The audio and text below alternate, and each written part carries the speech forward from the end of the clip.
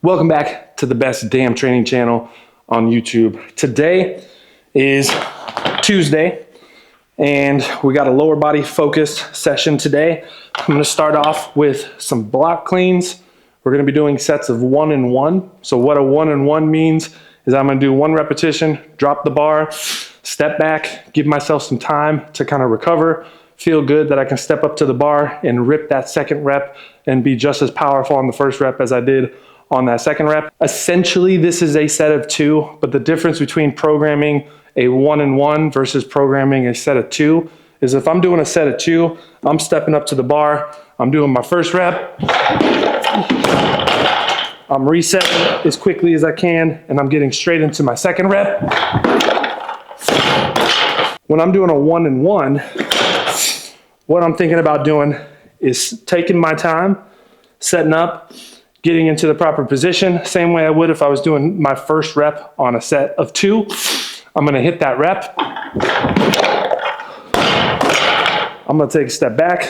I'm gonna relax for a moment, feel good, kind of get myself back to where I feel like I can step into that next repetition and get a powerful second rep.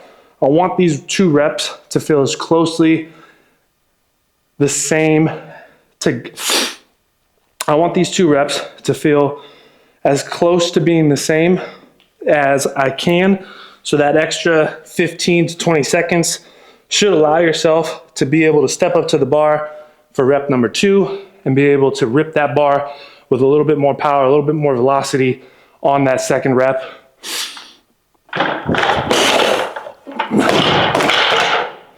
And allow you to have better quality on each of those reps versus doing sets of 2. So we're gonna build up to around 150 to start off. I've given myself a range of 150 to 160 today, and I'm gonna do somewhere around 4 to 5 sets total on this. So if things are feeling good, we'll push towards that 160. If things are feeling a little bit heavier, we'll stay down towards that 150. Last week I did this. I did 6 sets of the 1 and 1 at 140. Everything felt really good on that. So I think bumping it up to 150 is gonna be a good range. Really, it's kind of like a 2.5 to 5% increase from last week. So if you're looking at percentage wise, we have that progression on, we're adding a little bit, but we're bringing down the total number of volume on that. And then next week, we'll probably just hit 3 heavy sets of a 1 and 1, or maybe 3 heavy singles, somewhere around 90% or 95%, staying just below a true max before we get into our taper week.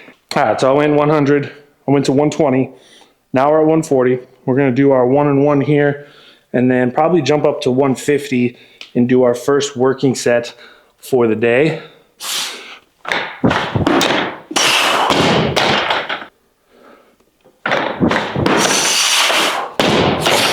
Yeah, I think we're gonna go 150. So take a couple minutes here, we'll throw on 5s, get up to 150, and then we'll start knocking off our working sets. All right, we're about to knock out set number 1 here. Hopefully it flies up. 140 felt really good, so I made the jump to 150. If 140 was a little bit strugglish, I'd probably do a single at 145 and then go to 150, but 140 was moving really well, so a 150 jump shouldn't be too crazy of a jump.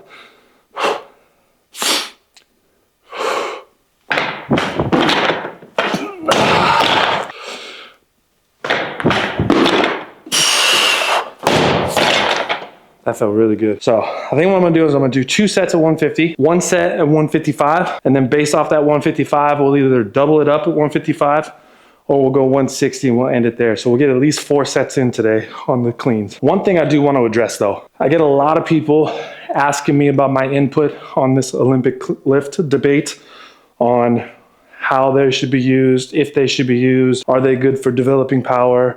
Is there better methods to developing power?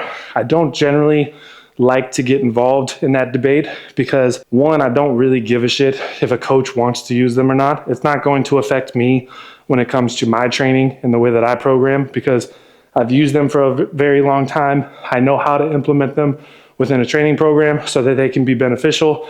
I don't give a shit about specific coaches' talking points on there's better ways to develop power, or it's the clean is really just a quasi RDL versus jump shrug plus this, that, and the other. Like, I don't care. I've heard all the debating about it, but I don't give a shit. I think the best thing that I can do when it comes to bringing any sort of value to that debate is continuously just do what I do and show people that there is a way that you can do cleans and you can build up to being a very good Olympic lifter, and you can still run 22, 23 miles an hour.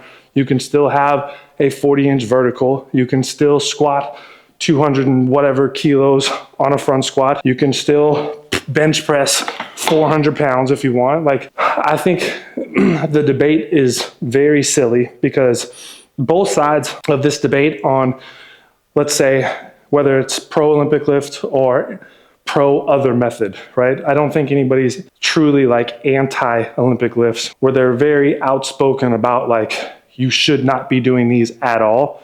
I think both sides of them are kind of like pro Olympic lifts. Let's say we got a guy like Will Rotel on one side who's very good at articulating his points on why Olympic lifts are a unique training value when it comes to things that you can do in the weight room. And then you've got guys like Mike, I don't remember his last name, it starts with a G, Gudango. I probably just butchered the shit out of that, but Will made a video debating his points on that. So I'll use those two as kind of each end of the spectrum on that. I think both of them make points that are accurate. I think both of them have used their training methods to get athletes good, so they've bought into whatever works. I think that's the most important thing. It's not pro Olympic lift or pro other methods. It's pro, I believe I can get people better. And I personally believe I can get better and I can get other people better by doing the Olympic lifts. So I do them. And I think the value that I bring to this debate would be to do the Olympic lifts. And like I said, show people that they do have a value and that they can be beneficial on creating a training program that can help you be bigger, that can help you be faster, that can help you be stronger. You just have to know how to put this puzzle piece in to make the whole picture work. It's not, are there other things that I could be doing to help develop power similarly or better than the Olympic lifts? Possibly, I don't know. It's hard to say. I do know this though, is like nobody can tell me that doing these power cleans is making me worse and saying like, oh, if you weren't doing cleans and you were doing this, you would be faster. Like that statement doesn't exist. You cannot put that statement out there as a true statement because it's all theory. We don't know if maybe I start doing trap bar jumps instead and then loading my trap bar jumps to 200 kilos and doing that would help me create more power or more, like we don't know. The fact is, I like doing cleans. I'm good at doing cleans. I'm gonna continue doing cleans because they're a very fun thing to do. And we're just gonna continue to get better. So that's my stance on the debate. I don't give a shit whether or not you do them or you don't. I'm going to do them and I'm going to show that they can be used in a way to help people become better athletes.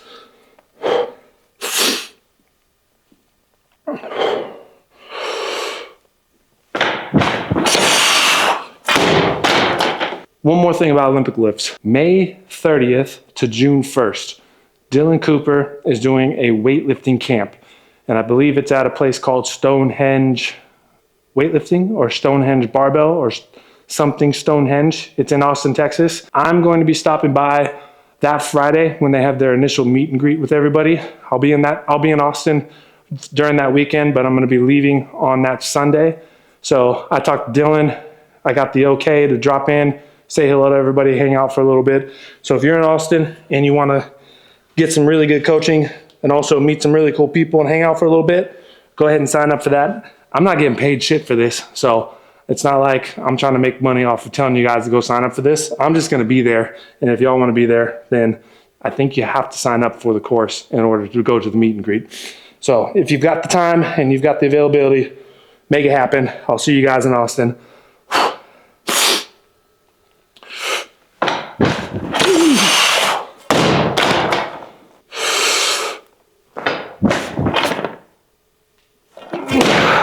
Almost hit my dick on that one.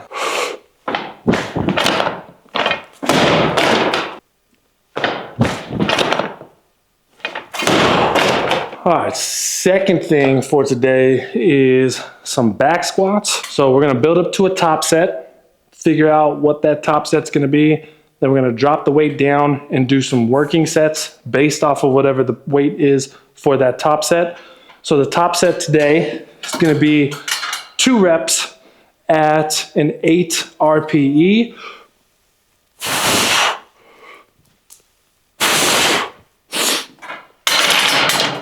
And then we're gonna take off somewhere between 10 to 15%.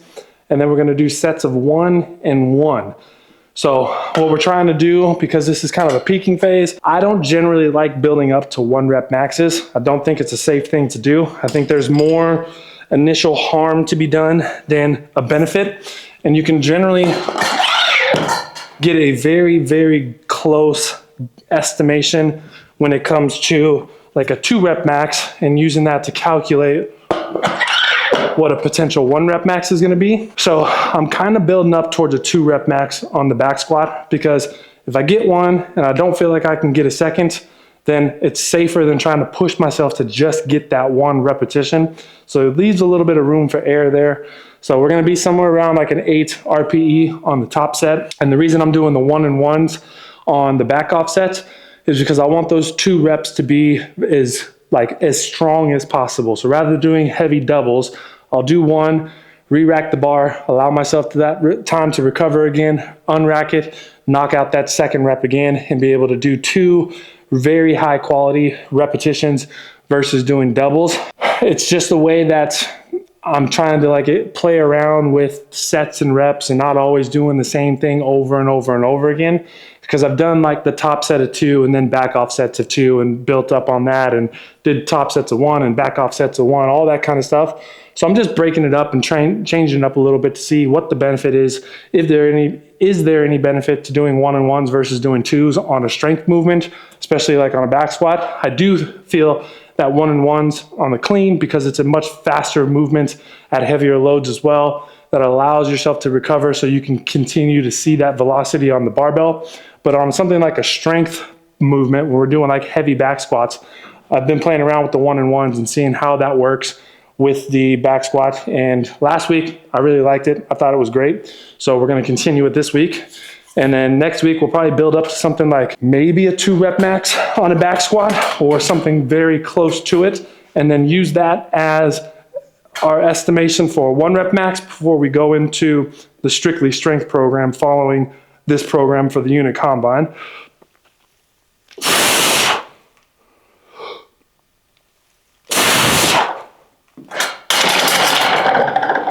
All right, so my girlfriend has gotten me to do this gratitude list every day. So you find 3 things that you're grateful for. And I haven't done my gratitude list today, but as I was coming to the gym, I knew I was gonna be filming today, and I'm thinking about this YouTube channel. It got me thinking about things that I'm grateful for. And one of those things that I'm grateful for is the fact that the YouTube channel has been steadily growing.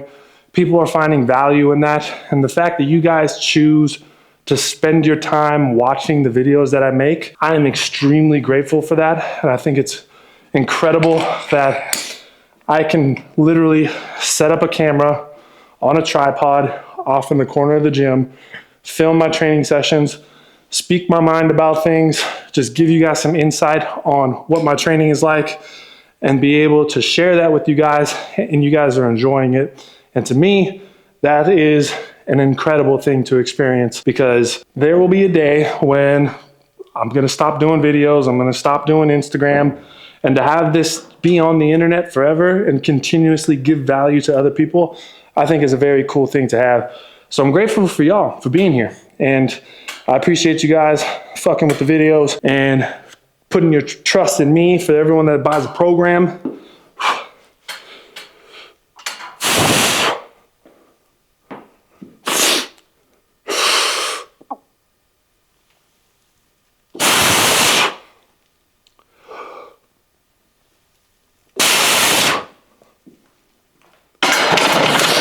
and that first piece of gratitude kind of leads into the second piece of gratitude, is because I've been able to build up a, decent sized following on social media. It has opened up doors for me to meet people and to do cool things whenever I travel, or to just do things remotely with people. Like Will and I put out a program together about a year ago, and it has been an incredibly successful program. I got to be able to go to Austin, Texas, and meet Tim and Zach last October, hang out with them, do a podcast, train with them. I'm going back to Austin again.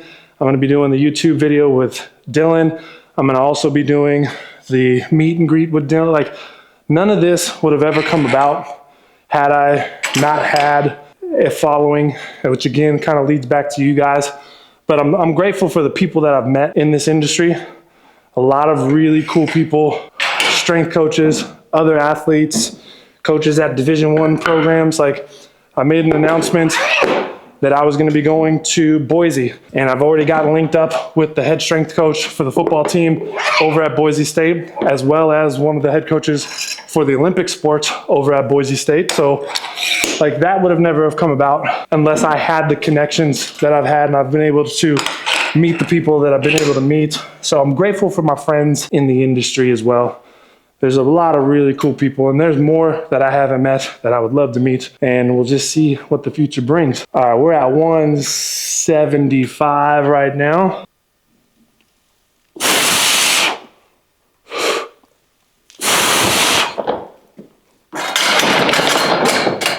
And I would say the last thing that I'm grateful for, or my third thing, obviously there's more. This isn't the last thing that I'm grateful for, but the third thing that I'm grateful for is my health. So I don't know how many of you guys know this, but I'm 39 years old. I turned 40 this year. And being able to do what I do and feel good and remain healthy is something that I think I take for granted a lot. A lot of days I just wake up, I feel good. I expect everyone to feel the same way. I go train, I get better, I run fast, jump high, lift heavy, whatever it might be. I take that for granted a lot. I do feel very grateful that I have the ability to stay healthy, to continuously train and push myself and be able to try to, challenge myself to be better in different ways. And I wouldn't be able to do that if I didn't have my health and I wasn't able to kind of like feel the way that I feel on a daily basis. A lot of that goes into just being 39 and being smart about my training and making a lot of mistakes when I was 29 and 25 and 22 years old, and learning from those mistakes and learning how to progress things in a right way where I can remain healthy for a long period of time. But I'm grateful for the health, I'm grateful for my friends, and I'm grateful for you guys watching this video. So we are at 195.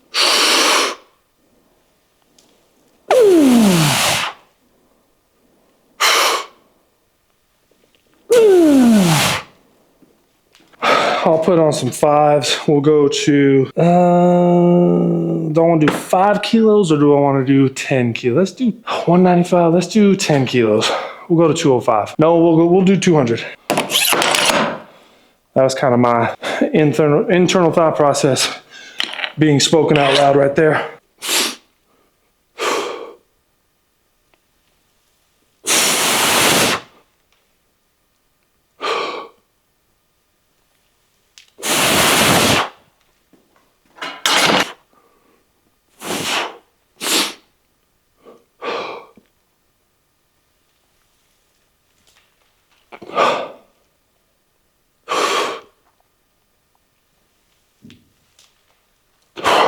All right, last repetition there for that set of 2 was at 205. 10% off brings me to about, it was like 184 point something, so I just went to 185. We're gonna be doing the 1-on-1s.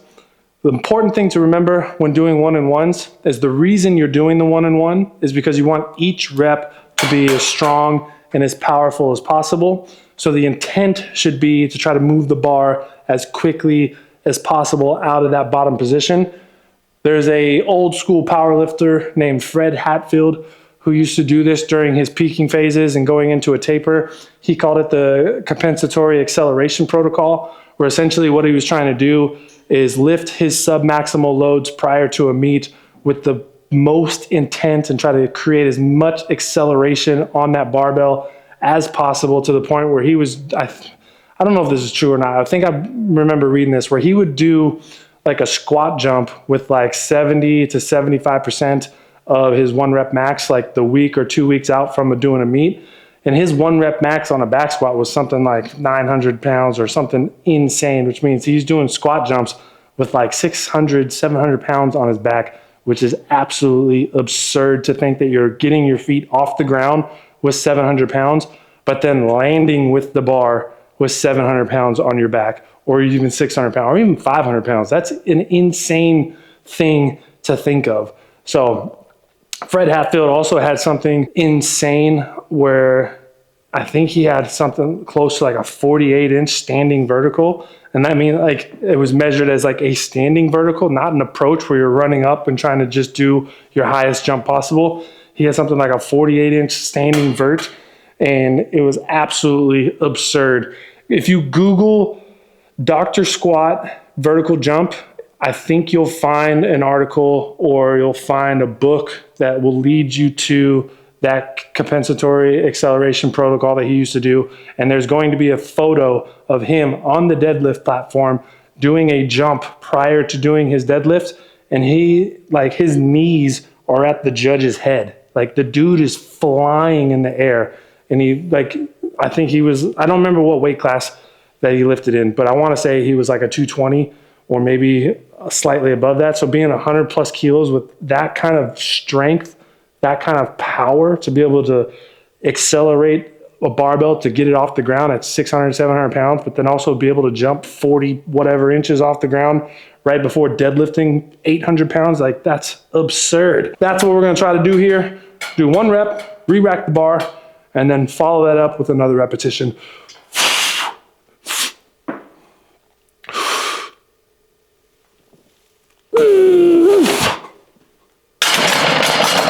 I'm not gonna try, like, I feel like I could maybe jump off the ground with this, but I don't want to. I don't want to try to go like that with 185 kilos on my back.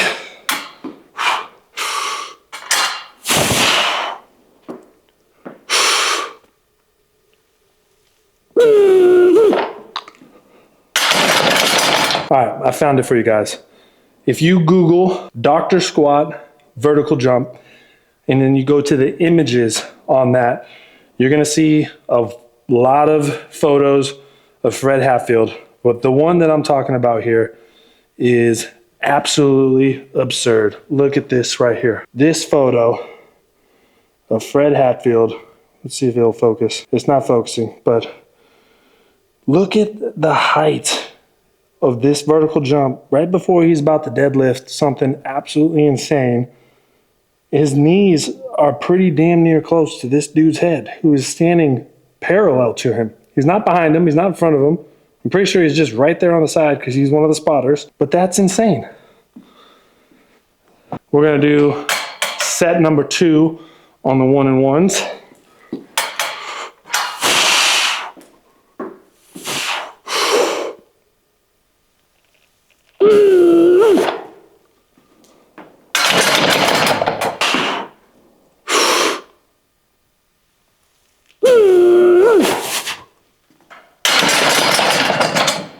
All right, so I'm gonna do probably 2 more sets on the back squats and then finish up with some RDLs. I just wanna say I appreciate you guys again for watching the video. If you got any kind of value out of this, make sure to like and subscribe. If you wanna help out the algorithm, drop a comment down below. Otherwise, we'll be back with a max velo session later on this week, and then possibly my front squat session later on this week as well. But until then, hope you guys have a good one, and I'll catch you guys in the next one.